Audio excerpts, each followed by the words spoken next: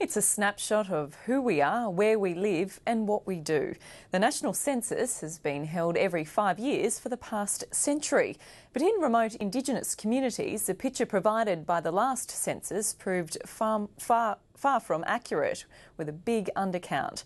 This time, the Bureau of Statistics has hired more bush residents to gather the data to try to fill in the blanks. Genevieve Hussey reports. Good morning, James. I go and see a lot of the people at their houses and tell them what we're doing. I'm just come to, census time, and we've got to do the census. I suppose you get the truth out of the people, and it'd be a little bit hard, I suppose, we had somebody else, and the trust of them. I said it'd be a bit thing if they'd see somebody they didn't know, and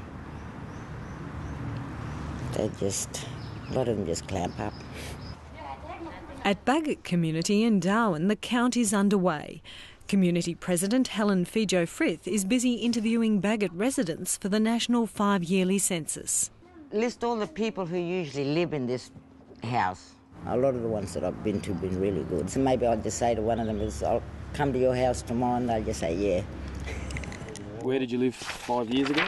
Across the Northern Territory, 1,500 census workers are on the road this month, delivering forms, interviewing and collecting data.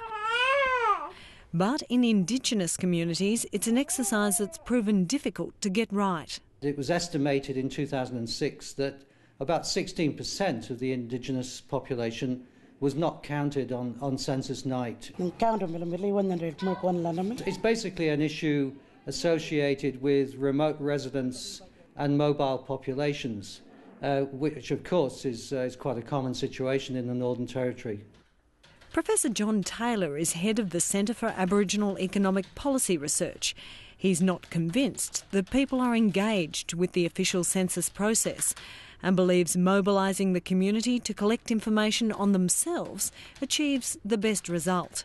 The native title holders of Broome, the Yara people, have done precisely that. They've mobilised themselves, they've gone door to door and they've collected their own information. And when you compare what they've collected with what was collected by the census in 2006, I think you see some considerable differences there. And it's just an example of when people themselves are motivated, they actually tend to engage. You set out with a census to count everybody. That's our objective. The Australian Bureau of Statistics admits it's been difficult to achieve that goal in Indigenous communities. This time around, it's harnessing local knowledge, employing more bush residents to carry out interviews within their own community. We're employing people in those communities to assist us with the census, so it's returning some real value to them in the short term as well by being able to be employed. We've found ways to ensure that the communities understand this is as much a census for them as it is a census about them. A long way away live 3 cousin brothers. They've also started directing their message at the young. They count us so they know how many of us mob are here. Across communities, they're using a children's book written by Jessie Bonson to explain the importance of the count. It's been amazing. Friends of my family have come up to me and said, oh yeah, our son has got your book, he's wearing the yellow shirt. Kids are coming up and saying hello to him because of your book. They're saying, hey, you're from that book, you're the one in yellow. Morning everybody, day 2. A specially trained team is also out on the streets in Darwin seeking out the homeless. What language do you speak, Patsy, other than English?